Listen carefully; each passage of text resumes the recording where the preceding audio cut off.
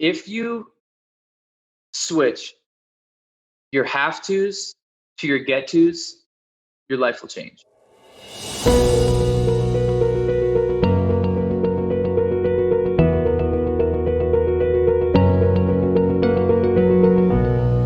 And so what I mean by that is there's so many times in our life where we say, I have to go to the gym. Oh, I have to build that business. I have to knock that door. I have to make that phone call. I have to get the kids. But if you switch all those to get tos, your life would change. I get to go to the gym. I get to build a business. I get to wake up every day. I get to take the kids to school. Humans expect everything rather than appreciate. We expect everything. We live in the expectation generation, especially kids. Everything's expected. And so if you drop your expectations for appreciations, your life will also change in that moment. How about we start appreciating more? How about you start viewing that you get to go to the gym because you have a full body? Because even me, a man with no legs and one arm, knows that there's millions of kids and adults that are paralyzed. There's millions of kids and adults that are confined in wheelchairs in hospital beds that would switch places with a man with no legs and one arm because they just don't have it like I do. So who are you to complain? Who am I to complain? Who am I to complain and say, oh, they're going to the gym so hard, or building this business is so hard, or getting to stay home with my family is so hard? It's actually a privilege.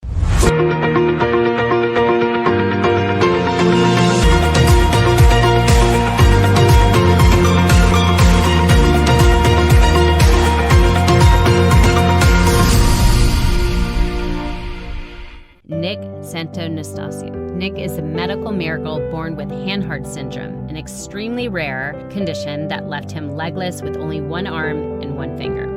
Nick is one of only 12 people that has been born with this condition, and he is one of 4 that has survived today. Despite what many would consider a disability, Nick continues to defy all odds and believes the biggest disability we have is a poor mindset. He has created a massive success as an inspirational keynote speaker, an internationally known bodybuilder and fitness model. Nick has shared stages with Tony Robbins himself and spoke for the Tony Robbins Foundation Global Youth Leadership Summit. He is also the author of Victim to Victor and created his brand Victorious, which is a program to get you to view your world. So absolutely honored to have you on today. You have no idea what a privilege this is. So as I mentioned to you, I found out about you on the Rise Up Challenge, and I was just astonished by your story, your passion, your honesty, your transparency, and just your vulnerability and sharing your story and just showing up fully alive to make a massive impact. And I was touched, and I know every single soul was touched as well. So I just thank you for being in this space with me, giving me this privilege to share this with my audience and just impact others like you already have. So welcome, and thank you again. You got it. I am grateful for the opportunity. So let's blow some people's minds here. Yes. All right. So Nick, I would love if you could bring us back to the beginning of your journey. I know you are a powerful 23-year-old and you are well beyond your years in making a massive impact in the world today. But if you could just bring us back to the beginning, really. Yeah, absolutely. So to give people a context, because you can't see my full body, my mom, I'm a baby. I'm the baby of the family. I have 3 other siblings. And my mom went in for a late ultrasound in 1996, and they pulled the baby up on the screen, and suddenly the doctors started looking at each other with these puzzled faces. And they said, you know, what's wrong? What's going on? And they said, well, from the looks of it, it doesn't look like your baby's limbs are being developed. It looks like he's missing his legs, his arm. We think he has cleft palate. And they just painted a very disgusting, grim picture for my parents. And what they did was they classified me with something they call hand-heart syndrome. And hand-heart syndrome is a super rare genetic disorder that either leaves the babies with undeveloped limbs or undeveloped organs. And actually, the time of my birth, I was the 12th baby in medical history that they've ever seen this happen to. And out of the 12, 8 of them have passed away due to undeveloped organs. And so what hand-heart does is the babies are either born with undeveloped organs or undeveloped limbs. And so I was born, and they took me and did tests of my organs, and they came back and said, you know, Mr. and Mrs. Santonastasso, your baby boy's organs are 100% healthy. The only thing that was affected were his limbs. But my parents made a massive choice. They made a massive promise that I'd like to touch on, because everybody can take this into their life. And that was, my parents promised each other to focus on the 30% rather than the 70. And that's why, you really need to ask yourself, what are you focusing on in your day to day? Are you focusing on all the things that you don't have?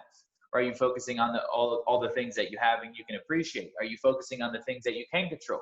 Or are you focusing on the things that you can't control? My parents couldn't control the verdict of whether I'd survive or not, but it would be more empowering, it would be more beneficial if they focused on the 30% rather than the 70. Because thoughts obviously become things as well. And so if my mom always focused on me dying, I probably would have passed away. Her stress levels would have went up, her physiology would have changed the whole time, and she would have been in a stressful state. And so I just wanted to touch on that, because despite the news and despite the negative picture that the doctors, the professionals painted for my parents, they chose not to focus on that. And so, oh my God, hold on. Sorry, literally, that's weird. My mom was FaceTiming me, and totally just now. Sorry, Mom. Yeah, and she felt me. And so, thanks, Mom. And so, my parents chose to focus on that. But I'll touch on from an early age, and I want to share the story of, because a lot of parents, a lot of people asking, like, how do you introduce your baby with no legs of an arm into the rest of the family? Well, they did it nonchalantly. They did it like nothing was different. And how they did that, they brought me home and I was all bundled up, and they were so excited to see their new baby brother, and they put me down and they unraveled me, and I'm in my diaper, and I'm just like, they're like, oh my God, he's so beautiful. And I had a full head of hair. They didn't focus on it because my parents didn't make it a spotlight. And that's the same thing for, like, when a baby falls down, they really base their reaction off your reaction. So if a baby falls down and you're like, oh my God, it fell, are you okay? They're going to freak out even more. But if you're like, you're okay, they're not going to freak out. And so my parents introduced me to the family just very nonchalant. But even in 1996, it was normal to hide those type of kids. It was normal to institutionalize those type of kids. It was normal to abort those type of kids. And my parents did the total opposite. My dad said, everybody's going to know who my kid is, and they're going to know, that he's a beautiful baby boy, and doesn't matter regardless of his physical differences. And my dad called the mayor and was like, hello, Mrs. Mayor, I just had a baby boy. His name is baby Nicholas, and I want to let you know so you can promote to the community that we have a new baby in town. And she did, and she came and met me, and like, he totally just broke the pattern, or broke the normal around babies being born like this, right? So yeah, that was me bringing you back a little bit. First of all, I love your parents so much. I mean, I have so much respect for how they raised you and how they brought you into the world. And I really love that you touched on that they focused on the 30%, the positive aspect of, I think that's the sad thing, is I think doctors, obviously they want to be honest and truthful to the parents of what they can expect going into this. And they usually share the negative of, this is the limitations he'll have, and this, that, and the other. But your parents took the high road and focused on, no, this is going to be a good thing. 30% chance he's going to live. And they took that and just ran with it. And I just want to give kudos to your parents. And I'm sure a lot of people have paid their respect to your parents for creating such a wonderful man. But as you talked about that children actually pay attention to what our parents are doing, I think that's a really important thing to focus on as well. That speaking to parents right now, because there's a lot of parents that are going to listen to this. So how we show up to our kids and really lead them in the right direction, to have the mindset, like, if when they fall down, to not be like, oh, you poor thing, and just like go into that like negative space, like, and they just cry more. I think that's something that we should really speak to. So what else can you talk about? Yeah, for sure. Well, for parents, and I want to give a disclosure. I'm not a parent and I don't have kids yet, and I'm just saying this based off my experience of life. But you're the mirror for your kids, and so whether you think your kid's listening, they're always watching. And so they watch how you get pissed off in traffic. They watch how you slam your foot, when someone says a comment. They watch how you slam the phone call when that doesn't go your way. They watch everything. And so from an early age, my parents basically didn't handicap me. They didn't coddle me. And so what I mean by that is they put my clothes in front of me and said, Nick, figure it out. The world's not going to adapt to you. You have to figure out how to do things Nick's way. And those things are going to take a little bit longer, honey. You may have to go left. You may have to go right. You may have to go through the door if it's locked, but things are going to take a little bit more time. And so, I figured out how to put my clothes on, but it would piss me off. Why are you just not helping me? And a lot of parents can even self-reflect right now. Are you doing too much for your kids?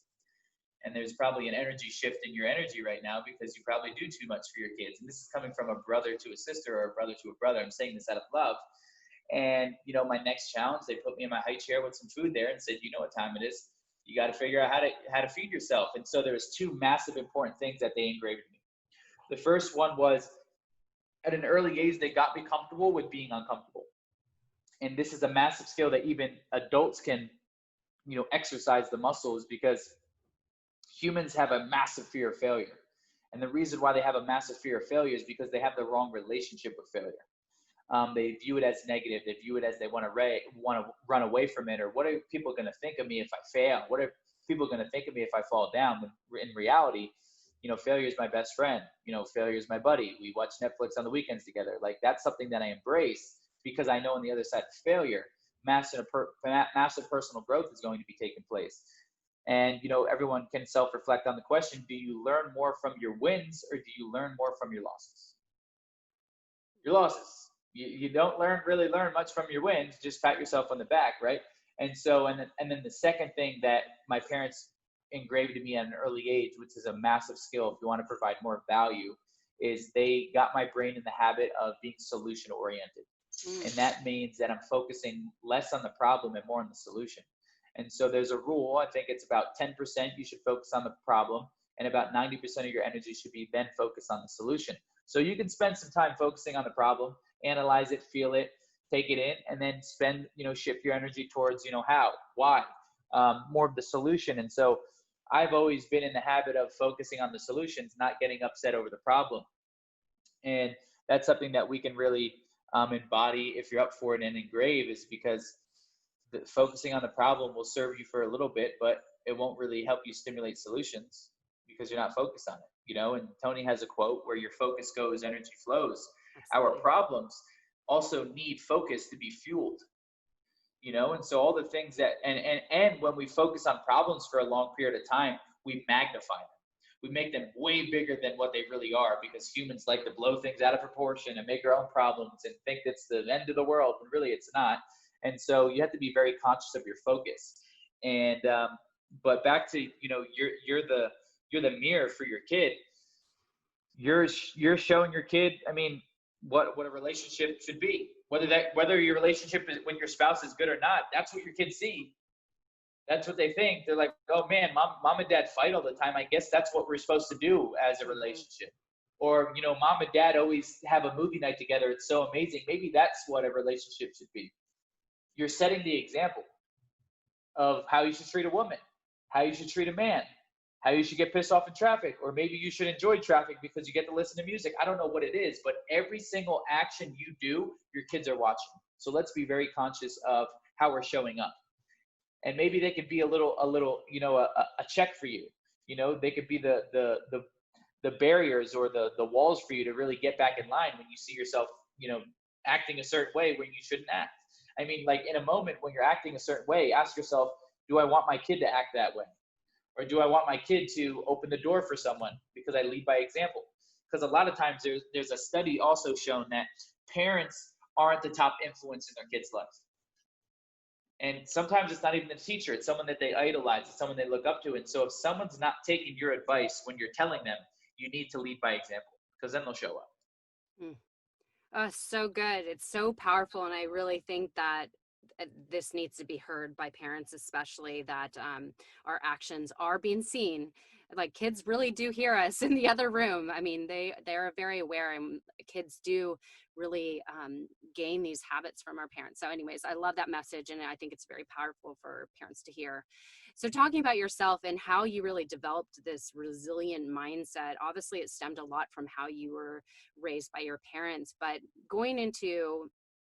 moving into youth, meaning I think the most impactful years are between 10 and 18. And that's when we really start to develop, or we start to experience bullying. We start to develop hormones and emotions and all these things. And so I know those are the toughest years for many people. And I want to hear about your experience of what you endured when you started to realize that you had this disability. Because I think you spoke about that when you were younger as a baby, you didn't look at it as a disability because your parents didn't highlight it as a disability. So if you could move into that. Yeah, absolutely. So middle school and high school are the most judgmental times of our lives as kids' lives, and you care about what other people think of you. Am I in the cool crowd?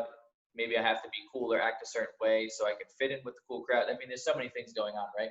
And so I didn't realize I was different, and I always say other people let me know I was different.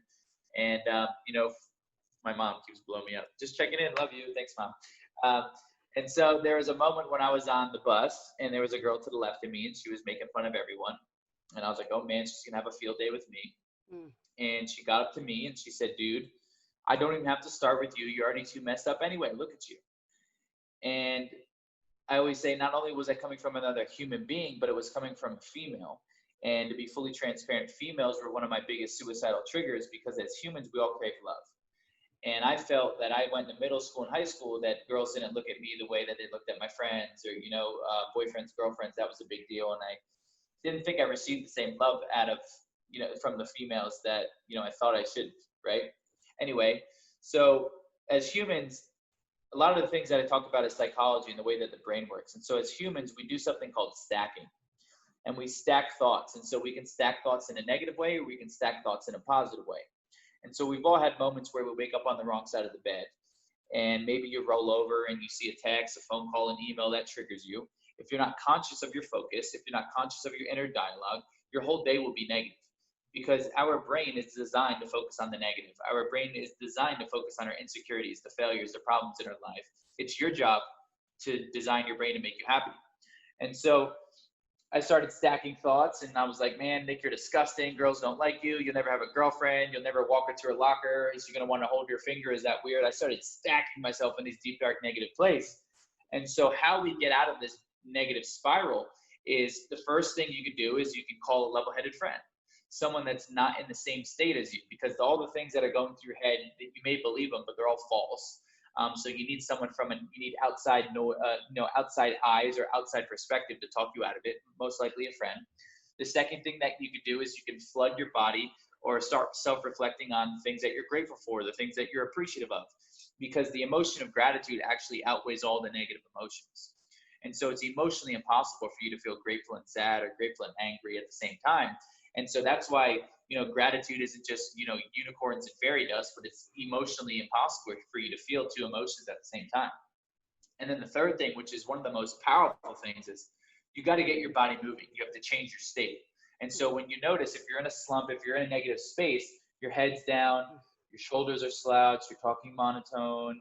And so what moving your body is going to do is when you put your body in a stressful state, whether that's going on a jog, a walk, doing push-ups, resistance training, working out, whatever it may be, when you put your body in a stressful state, your body then releases dopamine, AKA my buddy calls it awesome sauce, the stuff that makes you feel awesome. And so that's physically, scientifically proven that when you move your body, you are going to feel better. And not only will you feel better, you will stimulate solutions. You will operate at a higher frequency. You will operate at a higher level. And so especially during this time of quarantine, we need to be scheduling times that we're moving our body. It can be 15, 20 minutes doing, jumping jacks in place, but you'll notice that you're going to feel better afterwards. And so the skill of stacking or being self-aware of stacking, we all stack in a negative way. It all happens. And so we need to be very conscious of it. And now we have the tools, the 3 steps or 4 steps that we can to get ourselves out of that negative place. And then the last thing that I can touch on is humans love the feeling of progress. Humans love the feeling of moving forward. And so if you find yourself in a rut, if you find yourself in a slump, remember Nick and his one finger and do one thing today that is going to evolve you into a better human being. Because what I've also realized is my darkest days come from the days where I'm not moving the needle forward in my life. I'm not, getting better emotionally, spiritually, physically, mentally. And so if you want to create momentum in your life, just ask yourself, what are the 3 to 5 major outcomes, the major power moves that I can make today that are going to move the needle forward in whatever area you're working on? Because We need to create momentum.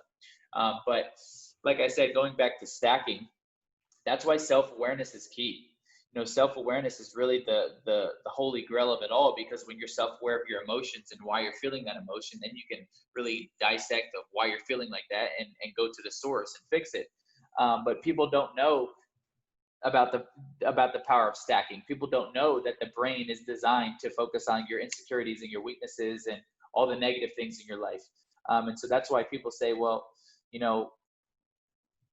I'm so, I always focus on the negative and these stuff always happen to me, and they get in this victim mentality because they don't realize that it's really their conditioning and their programming that is getting them to that place. But I'm babbling, so.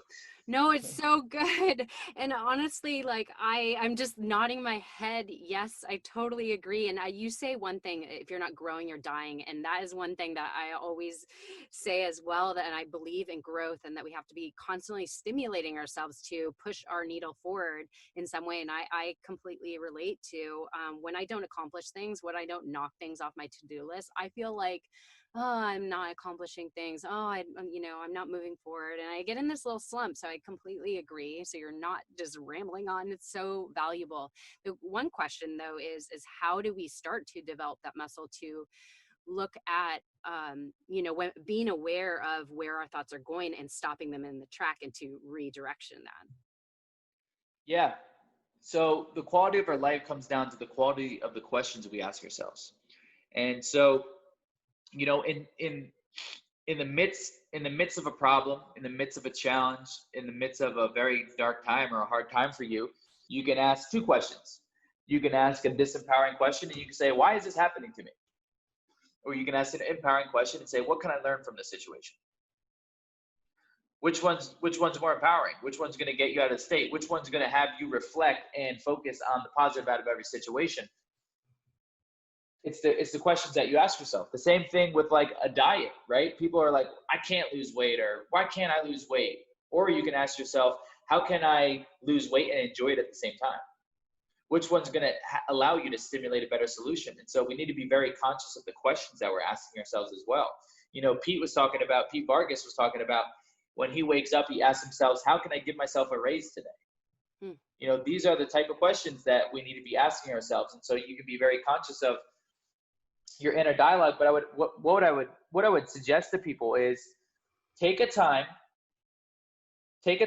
and schedule out 5 to 10 minutes of stillness. And what stillness is you shutting up and just not talking. And there's no music, no nothing. Maybe you're sitting in nature. And when you notice, when 5 minutes goes by, you'll start to hear your inner dialogue. You'll start to hear you. You'll start to hear your voice and the voice that talks to you all the time. And then you can ask yourself, is what's going through my head negative or positive? Is it nitpicking me? Is it destroying me? Is it bringing me down?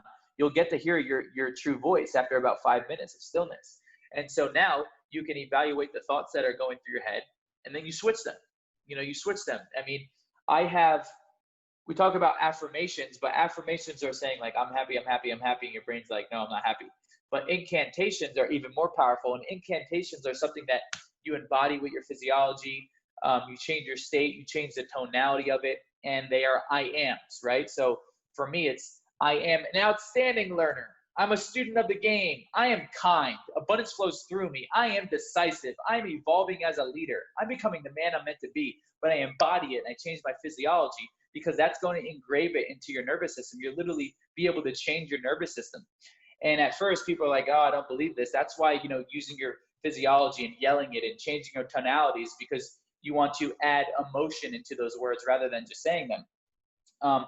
But I think more human beings need to add stillness into the routine, because then you can slow your mind down and you can really analyze your inner voice of what is really going on in there. Because we get caught up in the motions in the day-to-day and going to work and, being with the kids, whatever it may be. And we don't really get time for ourselves. And so this would also be a powerful, technique to implement right in the morning. Right in the morning, instead of rolling over and immediately checking your phone and your text messages and your emails, why don't you give yourself the gift of being a human being and just sitting in stillness for 10, 20 minutes and getting your mind ready for the day? thinking about the things you're appreciative of, the things you're grateful for, analyzing the voice, and is it disempowering and empowering, and switching it. Because then you start your day, so to say, on the right foot, right?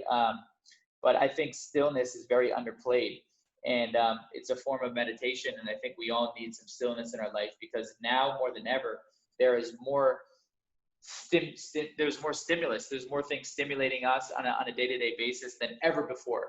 Traffic, phone calls, your phone, your computer, everything's stimulating you. So we need time to just chill. Absolutely. And I love that you speak about that, because it does bring awareness just naturally to see where your mind is going.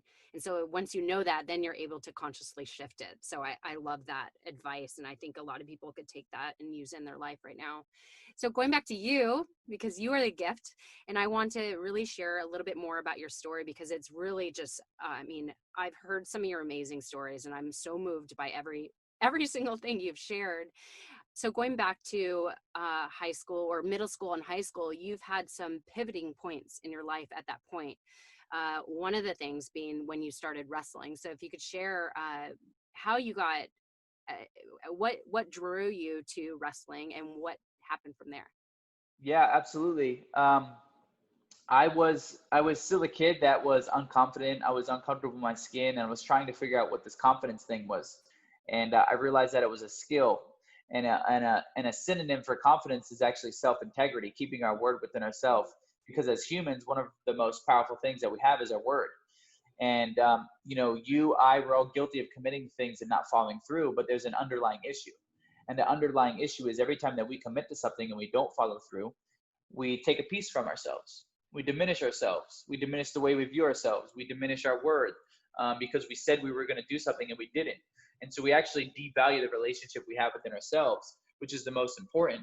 But for me, I didn't know that as a kid. And so I was just trying to find a way that I could feel better about myself, something that would instill more confidence in me, whatever that was.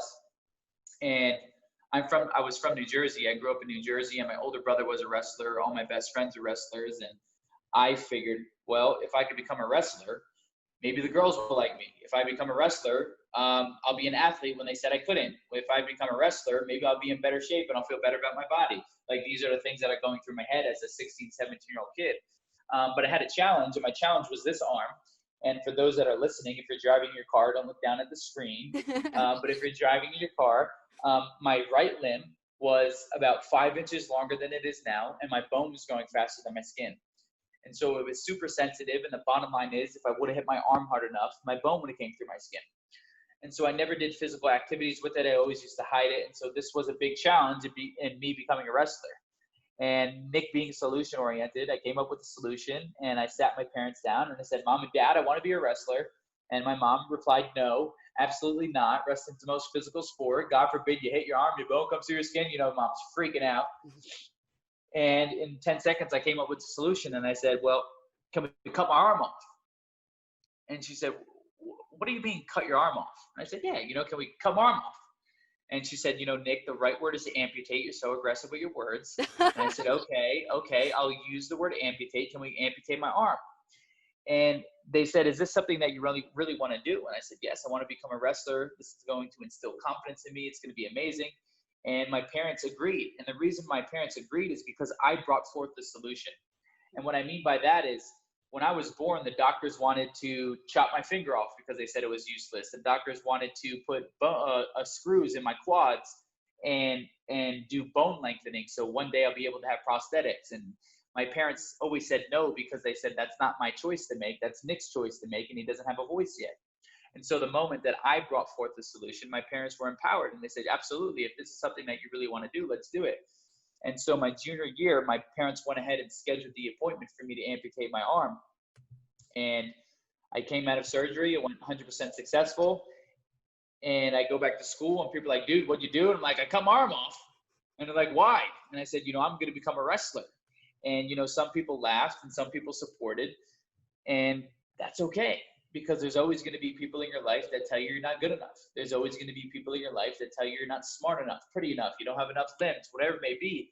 But I always chose to use that as fuel. Rather than let it sink me, I chose it to elevate me. And often the question that I want everyone to self-reflect on is, what are you willing to sacrifice for your dreams?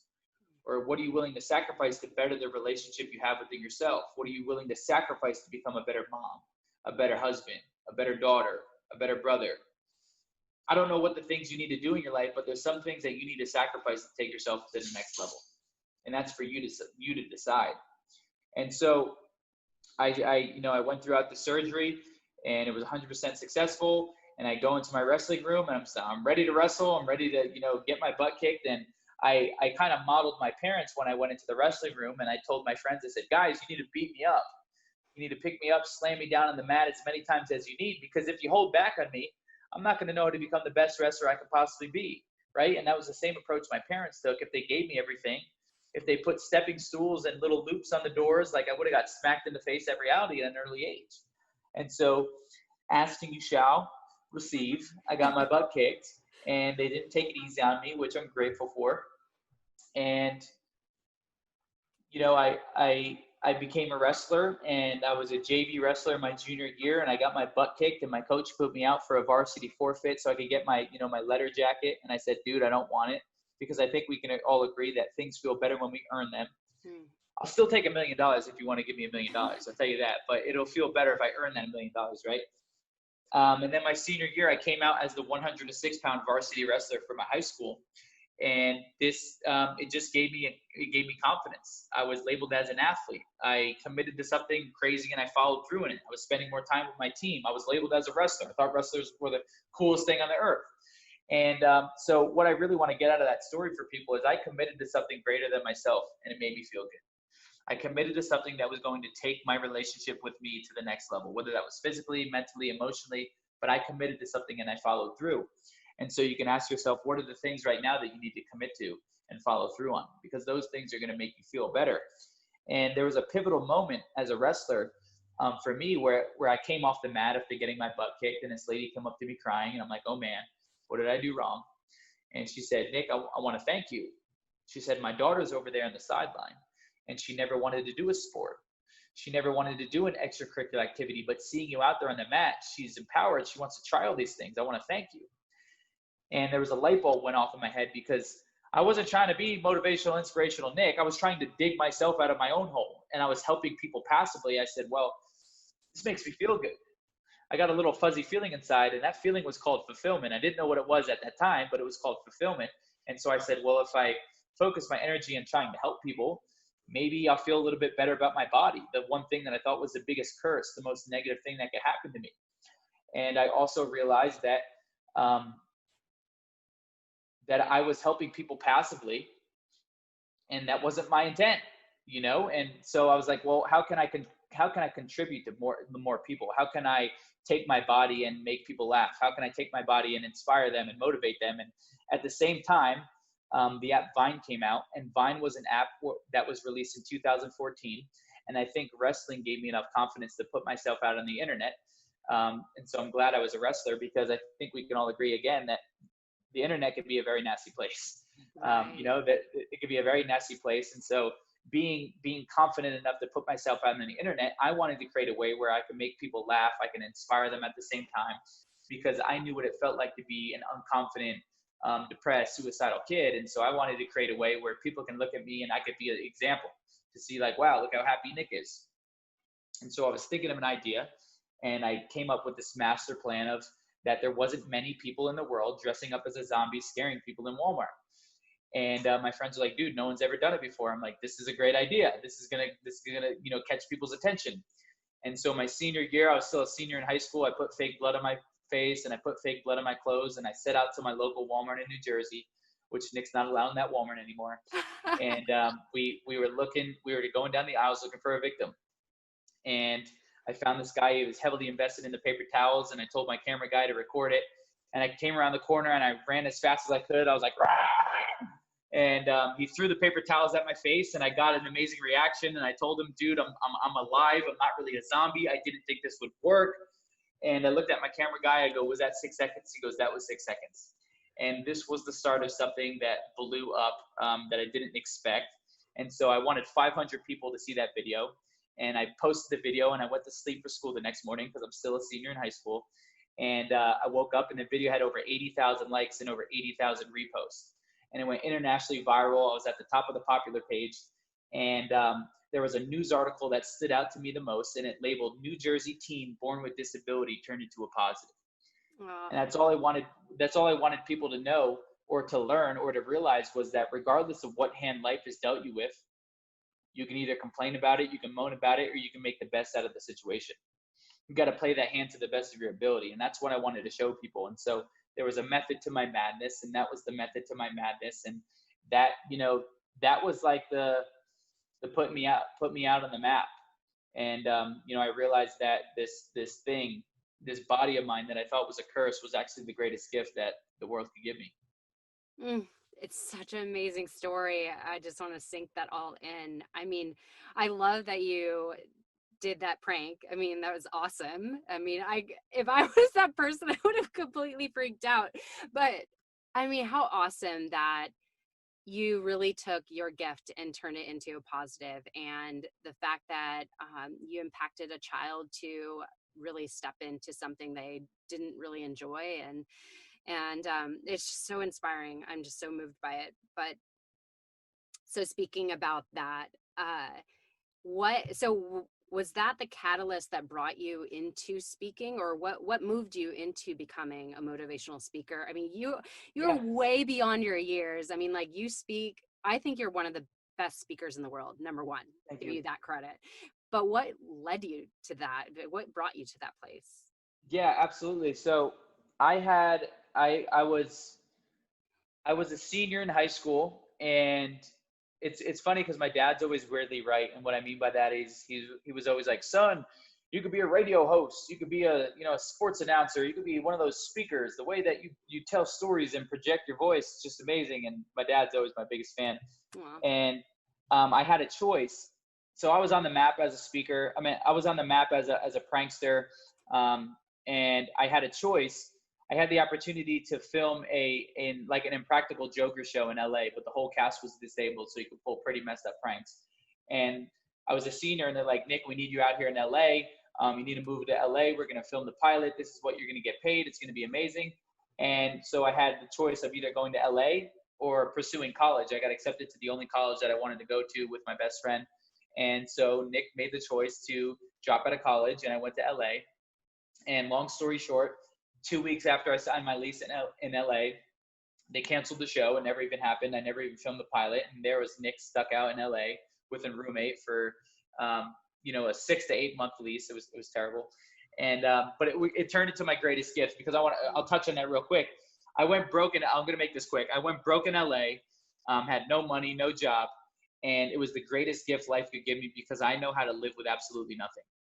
I know how to live with no bed. I know how to live paycheck to paycheck. I know how to eat peanut butter and tortillas to fill myself up before I go to sleep. And I know the perspective of going to sleep hungry.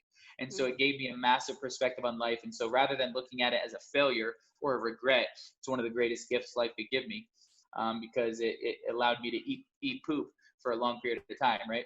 That's what entrepreneurship is how long can you eat poop for? Just wanted to throw that in there. And so I came back. I moved back in with my family, and I said, all right, what's next? What's bigger and better? Because people were correlating me as a joke. I was a prankster, which is, acceptable. And I wanted my kids and grandkids to know me for much more than crawling around a Walmart. I had to do something bigger and better, at least in my eyes. And so I analyzed the bodybuilding industry. And because I always wanted to be in shape, and I said, well, if a man with no legs and one arm, there's no one doing it. If a man with no legs and one arm is successful at bodybuilding, people are going to catch on, and I'll be able to monetize it because I'll be a walking, hopping testimonial. And also, it's the one thing in my life that people can't underplay me and say, well, it's easy for you to become a bodybuilder. You have no legs and one arm. That's like the stupidest thing I've ever heard. No one can ever use that against me, right? And so I became a bodybuilder, and how I became a bodybuilder was I surrounded myself with my friends that were bodybuilders, or I surrounded myself with people that were lifting, that already been through the trials and tribulations. But I also had a challenge, was that there wasn't a book that said, man with no legs and one arm, this is how you bodybuild. And so just like everything else in my life, I learned through trial and error. I went into the gym and I figured out what worked for me, what didn't work for me, fell on my face a million times, was a student of the game. I dropped my ego and realized I only know what I know. And I learned from people who were already successful in the industry. And so my knowledge and training got better, and my knowledge and nutrition got better. My physique started to change. People started to catch on, and I started building a following. And from there, I was still living in New Jersey, and I wanted to surround myself in a better environment for bodybuilding. And I had a mentor, a mentor in my life reach out, and he was from Tampa. He's like, you should come visit Tampa. It's an amazing spot. And so I visited Tampa a couple of times. I fell in love with it. I'm like, oh my God, the weather's amazing all year round. This is incredible. And people are more likely to be in shape when the weather's good. And so it was a better environment for me. And so when I moved to Tampa, I had a friend that said, hey, I have a little mastermind. It's like 8 people. You should come because you don't know anyone. You should just meet people. And so I went to this mastermind, and this is a moment of grace. This is a moment of being guided.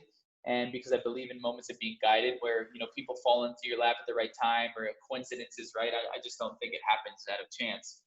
And I went to this mastermind, and I was kind of shy. I didn't talk to anyone, and they were going around telling their stories, and we just kind of shared briefly about ourselves. Anyway, the second time I went to that mastermind, this Russian dude was like, dude, what's your story? You've been very quiet. And I was like, do you want to hear my story? It's very long. And he's like, yeah. And so I tell my story, and everybody starts listening. And after my story, that Russian dude said, you're going to be on stage with Tony Robbins one day. And I said, who's Tony Robbins? I knew nothing about personal development. I knew nothing about speaking. And he basically was like, dude, your story's great. You just need to practice it. You just need to craft it. And I believe that you'll be impacting millions of people around the world one day. I don't know why, but I have this urge to help you. And I said, dude, I have no idea who you are. We don't have a relationship. I have no idea who you are. And he's like, I know, you don't know who I am, but I'm going to work for you for free. And if you like my work, if I can get you on stages, maybe one day we'll create a company. Well, that's my best friend now. That's my business partner. We live together, and I'm on stage with Tony Robbins. How does that happen? I don't know what's going on, right? And so basically, sometimes it takes a person from outside your life to see a gift in you that you don't see in yourself.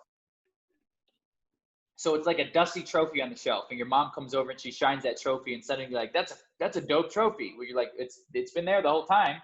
You just didn't craft it. You just didn't exercise the muscle. You just didn't master it. And so I guess I had this gift in me of cultivating stories and really teaching lessons through the stories.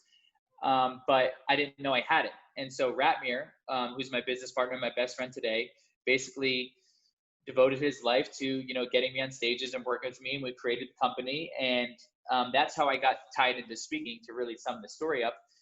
But how I had so much growth in speaking over 3.5 years is because I'm a student of the game. How I said, I drop my ego, and I realize I only know what I know. And every single time that I speak, I ask myself, what can I do better? How can I provide more value? How can I add a different lesson? How can I add it? I'm always striving to get better. I'm never stagnant. And also, we're very good at planting seeds. And what I mean by that is always share your vision, always share your goals, always share your ambitions with other people, because you are literally one person away from changing the trajectory of your life. You never know who that person knows. You never know who that person can open up doors to. You never know who's sitting in the room. You never know. And so we're always planting seeds. And so I built credibility. I'm just going to sum this up really fast. I built credibility with my book.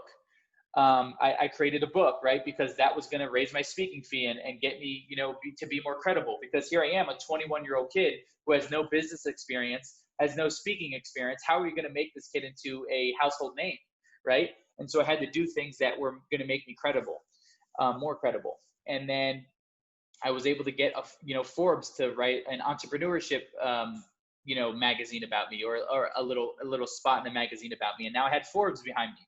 Now I have more credibility. And so enough about me. What are the ways in our lives right now that we can add more credibility to us? What are some interviews that we can, get into? Can we write a book? Can we do things that are going to, provide more, meat behind who we are?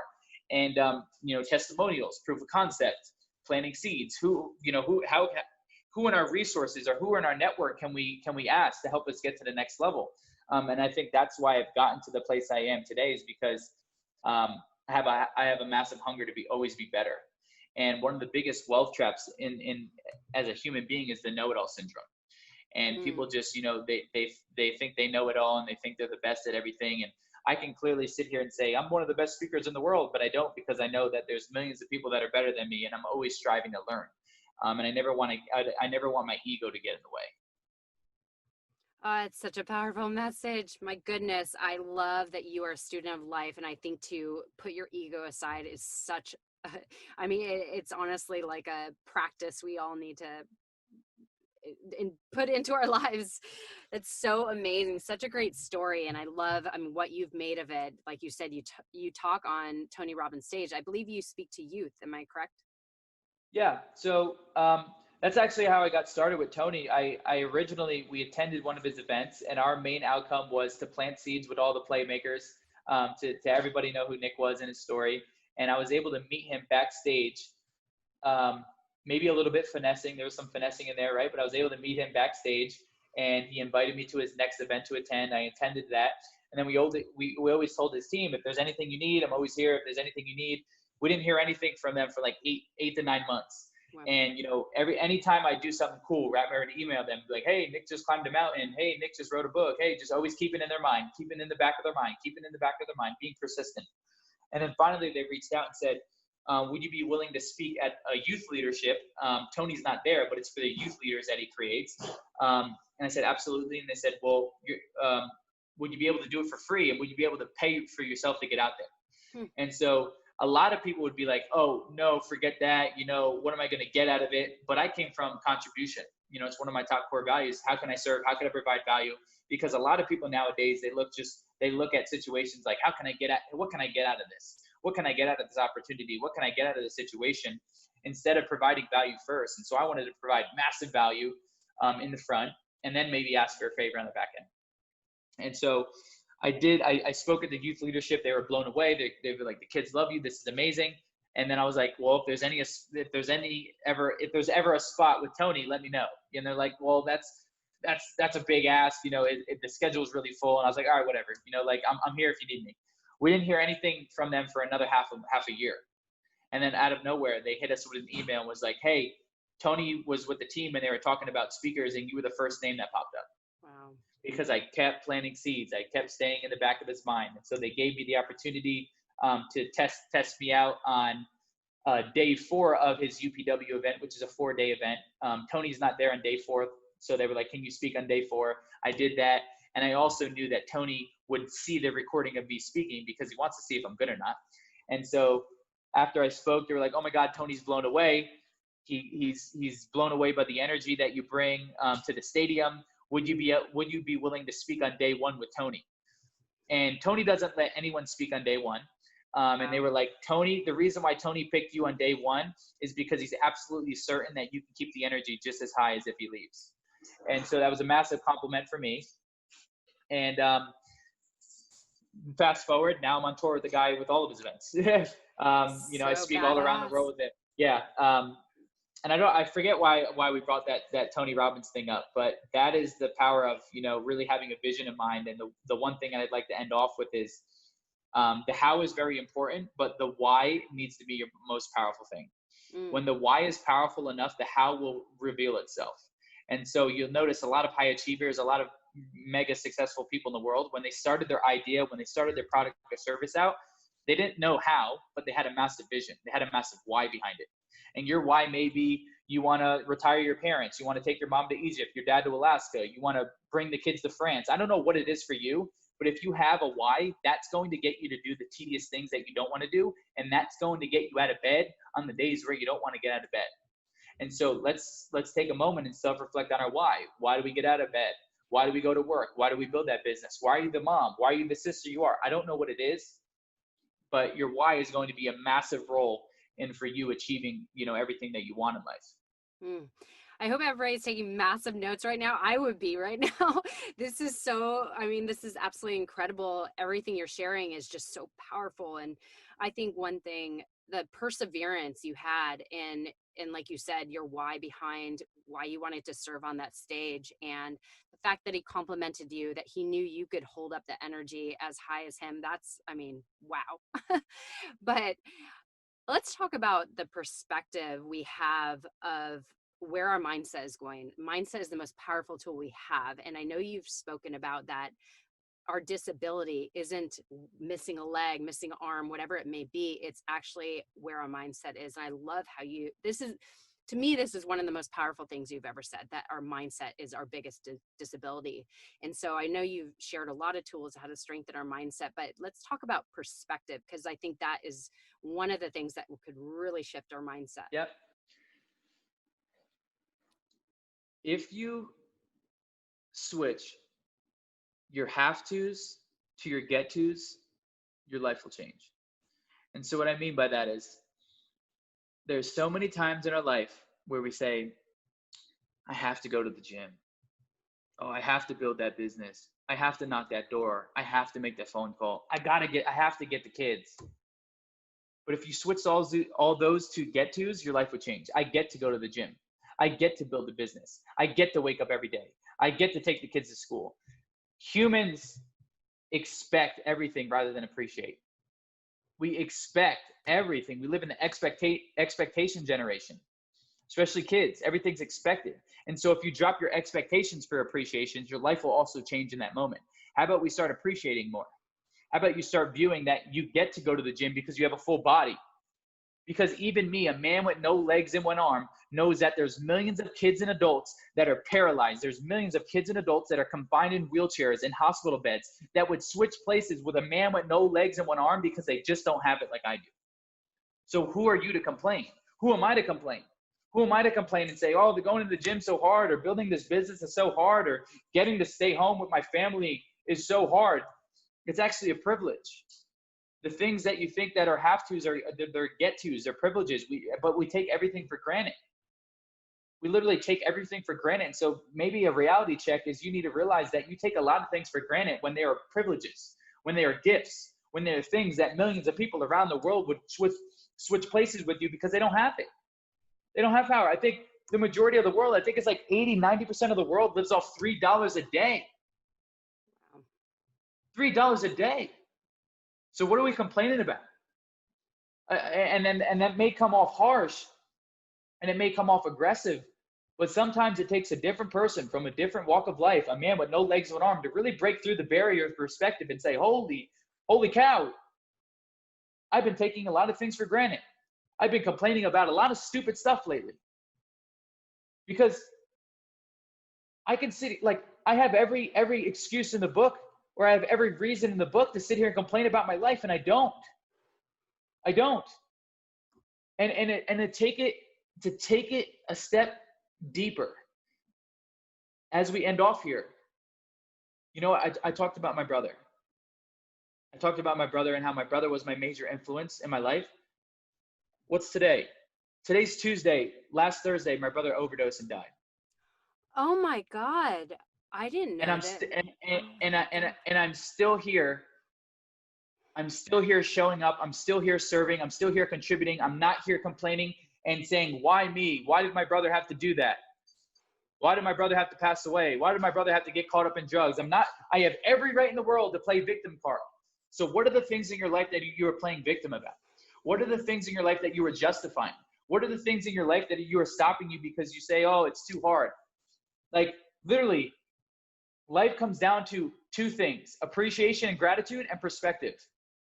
I can wake up every single day and say, man, I'll never become a professional soccer player. That would be a very disempowering life. Or I can wake up every single day and say, how can I harness my individual strengths so I can be a blessing to myself and other beings? Which one? Now, coming off very harsh here, but it's to drive a point home. As humans, we make our own problems. As humans, we justify things. As humans, we take the easy route. Nothing worthwhile has a shortcut. And so let's put the work in now. Let's knock the doors now. Let's build the business now. Let's be that mom, dad now. Because it's a privilege, and the majority of the world don't get the things that you have. That's the bottom line. Oh my goodness. First of all, I'm so deeply sorry to hear the news, and I'm just blown away that you are showing up like you are, and you're fully transparent. You're powerful. You're honest. I mean, like, everything. I'm just blown away, and I just send you my deepest condolences for what just happened. Thank you. I'm speechless. I mean, honestly. But yeah, let's let's move into the next thing. Oh my gosh. Yeah. Well, you talk about how we are the ones that get in our own way. And I think that is the whole point you're trying to make, is like, look at how you talk to yourself, look at the limitations you're putting on yourself. You are literally holding yourself back. And that, I mean, you proved that point very well. So what could you say? So for people that are feeling like really stuck in it right now, I'm sure you still have your hard days. I'm sure a couple days ago you were in a hard moment, and I'm just curious, what do you do to move yourself out of that? What's your quickest go-tos? Yeah, 3 words, can't change it. Mm, It's already happened. It's already done. Like, I'm not even talking about deaths. I'm just talking about in general. There's so many things that we're dwelling on in the past that it's already happened. And letting people know that the past does not define you. What you do now does. The past does not define you. Whether someone hurt you in the past, whether someone treated you wrong in the past, or whether you had a lot of losses in the past, it's up to you to pull the good out of every situation. And there's a skill that I'd like to end off with. It's called blaming effectively. And what blaming effectively means, if there's someone in your past that did a lot of wrong to you and they hurt you, if you're going to blame them for all the bad, you better blame them for all the good, because that person sculpted you in some sort of way. That person made you stronger. That person made you more persistent. That person made you more guarded of your emotions. I don't know what it does, but they did bad, but they pulled some good out of you. They sculpted you into something. And so right now, this can be one of the greatest gifts that you give yourself. One of the most liberating techniques that you can do is, there's a person in your life right now that you have a grudge towards, or there's a person in your life that you're holding anger towards, that you're holding some sort of negative emotion to. Send them a text, send them a voicemail, send them a voice message and saying, whoever it may be, I know a lot of the things that I didn't agree with in the past, but I also want to thank you for the person that you made me in. The person that you made me into. Listen, if my parents were the perfect parents, I wouldn't be the man I am today. If my brother was the perfect brother, I wouldn't be the man I am today. You see, the reason why we get so upset in life is because our expectations don't align with what happened to us. We expected someone to treat us differently. We expected the world to be a certain way, and it wasn't. That's our own stuff. That's our own stuff that we have to clear up. And so right now, give yourself the gift and go ahead and release that anger. Go ahead and release that emotion, that negative emotion towards someone. Maybe your dad treated you poorly, but thank him, because if he was the perfect dad, you wouldn't be the woman you are today. I don't know who it is for you. I don't know who it is, but give yourself the gift and blame elegantly, blame effectively, because when you have a grudge, when you have anger, who is it really hurting? Yourself. That person's not losing. That person's not losing out on anything. You're the one that's really, it's like poison for yourself. And so that's what I'd like people to end off with. If you get one thing out of this, if you get one gift, go ahead and give yourself the gift of liberation and letting go that negative emotion towards that person, because they did do a lot of bad things to you, and you can't change it, but they also sculpted you into the very human being you are listening to this podcast right now. It's so powerful. I want to break into tears. Everything you're sharing is like so absolutely powerful, and it just hits home. And I know a lot of people are hearing, like I said, write down these notes. There's so many powerful nuggets that we all need to listen to, because this is what is really going to propel us into the change that we need to grow into and move ourselves forward. Is really just hearing every single word you say. Forgiveness, I know, is one thing that we all owe it to ourselves. Forgiving ourselves, forgiving others. It, like you said, if you're, it's almost like you're drinking poison for yourself when you are holding that grudge or that anger towards somebody. And forgiveness is key. And I completely agree when you say that even as bad as somebody might have served us in the world, any trauma we might have got from another, there's good that came out of that, because if we allow it, that is our growth that propels us into the greatness that we are now in, or whatever it may be. So I completely agree, and I love that message, and thank you. So I consider you an absolute gift, and I know one of these, I've heard you speak about this. I think this is a really good message. So you have a tattoo, and it's a message. And I've heard you speak about this, and I would love if you could share this perspective, because I know you realize you are a gift. You have a gift, and Yeah, I'm blessed by your I gift. appreciate you. Yeah.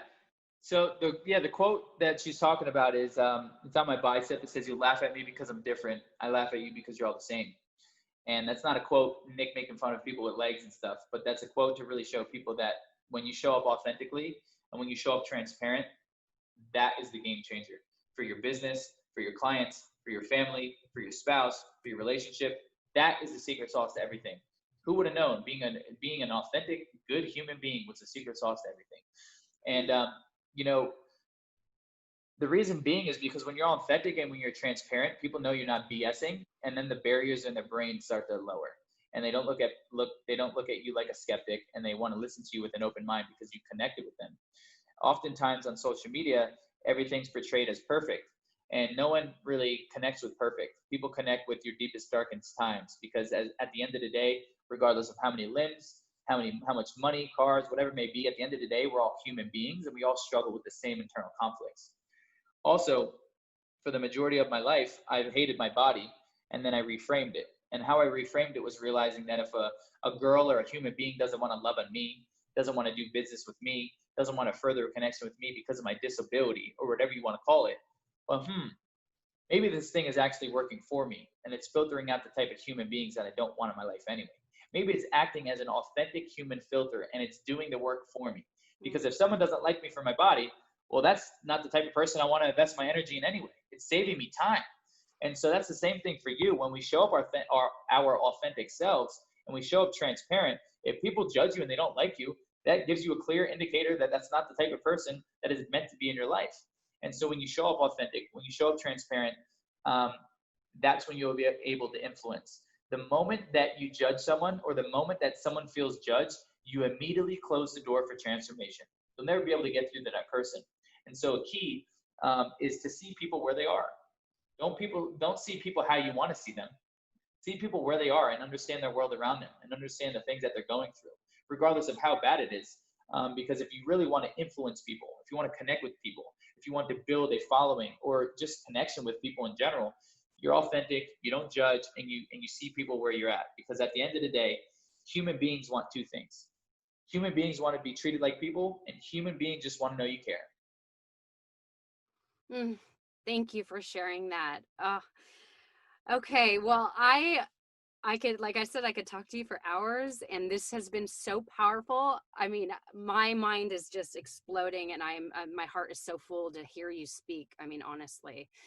And I guess, well, I want to talk about, because you do have a book. Yep. I don't know how long ago you wrote it, but it's called Victim to Victor. So if you could share just your book that we could all Yeah. grab and learn more about you and your mindset and how to build ourselves up like you have. Yeah. So Victim to Victor was a book. It's Victim to Victor: How to Overcome the Victim Mentality to live the life you love. And so basically, I framed this book, or I wrote this book in the sequence of lesson, story, application, or story, lesson, application. So it's a story of my life. It's the lesson that I learned, and then how the reader can apply it into their life. And after each chapter, there's strategic questions for you to think about things and for you to work on yourself as well, because I didn't want it to just be a book. And so you can get that on Amazon if you look it up. And then if you also look on Amazon, there will be a book next to it. And it was the book that my mom wrote on the parents' perspective on how they raised me. And so that's pretty awesome as well. And so you can go get that. And then as in, if you want to further connection with me, if you want to follow me any of my social medias, you can follow me on YouTube, Instagram, LinkedIn, TikTok. My name's Nick Santonastasso, but I understand that's a very long last name. And so if you type in Nick Santo, I'm the guy with no legs or an arm with a bunch of tattoos, and there's not many of those running around the world. Let me ask you a question, actually, because I know that when you were born, you were 1 out of 12. What is that number at today? Yeah, great question. I'm not sure the specific number of how many people or how many kids and adults that are currently living with hand-heart. I do know of another kid. His name is Gabe Adams, and he's got no arms or legs. I think he's 21. So he's just younger than me, and he was born with hand-heart as well. And so that is someone that I'm going to get on my podcast, and I'm sure he would jump on your podcast as well. Yes. And what's your podcast? My podcast is called the Victorious Podcast. We interview people who are living life on purpose, and it hasn't even been rolled out yet. I've been meaning to roll it out for like a year now, but we're working on it. So. Oh my gosh, it's going to be so powerful. I can't wait for that. I'll be one of your first subscribers, most definitely. Thank you. Wow. Oh, that's so great to know. And then also, I heard that you actually have a course for kids. I was so intrigued by this, that you speak to kids, youth. Yeah. And I think that is one of my passions, to really get people to build up their mindset and also develop like how to overcome bullying, how to build our confidence. I think that's so powerful to provide that for kids. So I know you have a course. Am I correct? Yeah. So my brand is Victorious. And so what I've created is Junior Victorious, which is a 52-week journey where I send your kid or a kid you care deeply about a video every single week on Sunday, taking them through the acronym of Victorious. And what I mean by that is, for the first month of V, that's vision. And so at the end of that month, that kid's going to know what is a vision, why is it important to them, how can they cultivate a vision for their future, and the actionable steps to attain that vision, and how can they communicate that vision to other people. And then it flows into I, which is integrity. You can't have a vision if you don't follow through. And so it takes them through this journey. And we also have a private Facebook community for the parents as well, where I go live once a week with me and my parents and stuff. And so if they go to mindofavictor.com, it's a free trial. You can just get your free trial. If you like it, if you get value from it, then you stay on. If you don't, let me know what I could do to make it better. But I'm a big believer in modeling people that have been through the journey, so they can condense 10, 15 years of experience into 1, 2, 3 years. Wow. Oh, my heart is just like pounding. It's just so amazing what you've created, and that you continue to share your message. I mean, thank you, thank you, thank you from the bottom of my heart. You've impacted me, I mean, tremendously, just hearing your story. And you are so wise beyond your years. I can't believe you're 23. I mean, it's incredible. And your parents are phenomenal. So in closure, I just want to ask, so I asked 2 questions. Number one, I know you've written a book, but if you were to write one piece of advice you want to share with the world, what would that piece of advice be? Yeah, more compassion. Oftentimes, when things don't go our way, we get pissed off, we go in anger. And when you try to operate from a state of anger or pissed off, you never get anything right. Usually problems become bigger. You ruin relationships, whether that's with a girl or a client or a family member. Nothing really good comes out of anger and pissed off. And so just try to find yourself more compassion. Have more love for people. Try, like I said, less judgment, and try to see where people are at. And when you're more compassionate with your clients and your customers, they'll feel that. They'll want to do more business with you. And when you're compassionate with your spouse, they'll definitely feel that. And when you're compassionate with your kids, they'll truly know you care and you're truly present with them. And so I think the world just needs a little bit more compassion, because we've been so brainwashed and see so much negativity on TVs and television shows that we're almost numb to it. And so I'd just like to bring more compassion, because life's very short. And so we should live more, laugh more, learn more, and just come from a loving standpoint a little bit more. I love that. And I didn't expect that response from you. So that was just beautiful. And I usually ask one other question, but I'm just going to throw in something different for you. Who is your biggest aspiration, mentor? Like who do you look up to? Because I look up to you, honestly. I mean, like, you are a leader. You are above and beyond a leader, and motivational speaker and all that. So I want to know who you look up to. Ed Milet. Oh, he's so awesome. Yeah, Ed Milet is great. Literally, how I want to show up in life. He is like another mentor, father figure, brother, more of a brother figure to me as well. And when I met him, or when I saw his interviews, I was like, this guy aligns with my core values. I'm going to kidnap him, or I'm going to figure out a way for him to mentor me. And I was able to finesse, and we got into his podcast, and he was interviewing me live in his house. And afterwards, he said, the reason why I'm sitting on this chair with so much success is because I was mentored at an early age by people like Tony Robbins. He said, I want to be that Tony Robbins in your life. I want to be that mentor in your life. And so I was able to get my wish of him being a mentor of mine. But that's someone that I just want to embody and show up as. The guy's just amazing in all areas of his life. And that's who I really model and try to, see a future vision of myself. Ooh, I love that. Thank you for sharing that. I completely agree. Hearing him speak, he has so much compassion and empathy, and he's very authentic. I mean, he has a good heart, a lot of compassion. So, I mean, yeah, I agree. Well, honestly, Nick, I'm astonished by you. My heart is just so full just being able to share this space. And like I said, what an honor, what a blessing. And I know people are going to get so much out of this as I have right now. And I'm just so thankful for the Rise Challenge that I stumbled upon you, hearing you speak. And again, you spoke for 10 minutes of second day. And I was like, what the fuck? I was just blown away. So I just thank you so much. I mean, you are a terrific human being, and I'm just a blessing. You are a gift to the world. So thank you. Thank you, Erica. I'm grateful for the opportunity, and I'm glad I could be on here and share some invaluable perspective. Thanks so much.